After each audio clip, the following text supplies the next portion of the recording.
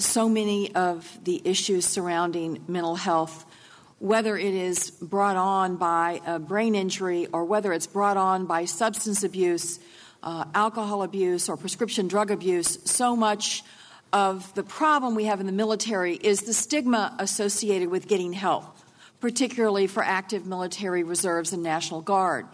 And I'm sure you all are aware of the pilot program that is ongoing. I know General Corelli and I have talked about it for the confidentiality of alcohol and substance abuse treatment at 3 different facilities where these soldiers are not being referred to their chain of command after they have sought treatment. I would like, General Corelli, could you address how that program is going and whether you think this pilot program shows real potential for allowing folks to get help without the negative impact of their careers that so many of them fear right now?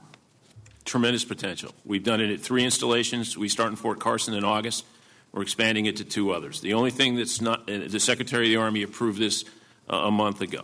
The only problem that we're having is trying to recruit the number of drug and alcohol counselors that we need in order to ensure that when someone self-refers themselves for this problem, that, in fact, they can be seen immediately and not be told, we'll come back 6 weeks from now and we'll take care of you.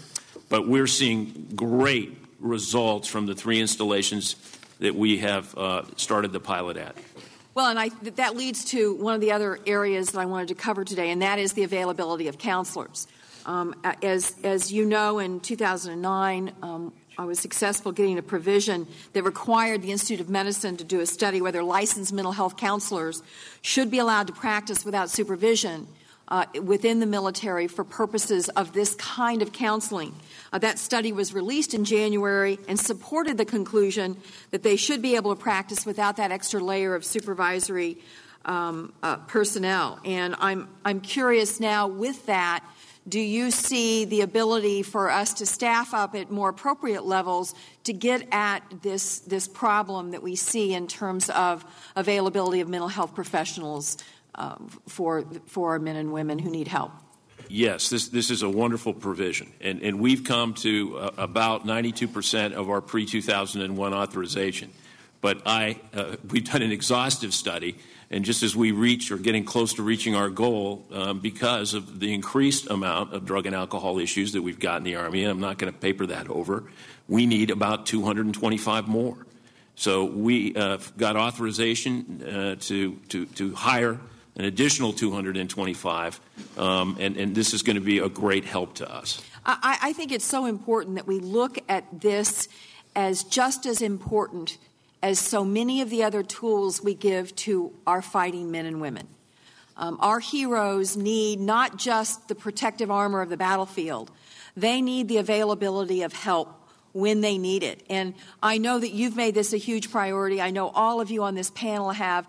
I want to make sure that if there's anything that we can do as members of this committee to continue to reinforce this at the highest levels of leadership in our armed services, that you let us know. Because I think that the idea that we would stand between more help for men and women who are struggling, that we need to get more people on board, is very frustrating. And I want to make sure that you know that there are many of us that want to go to battle over this if necessary.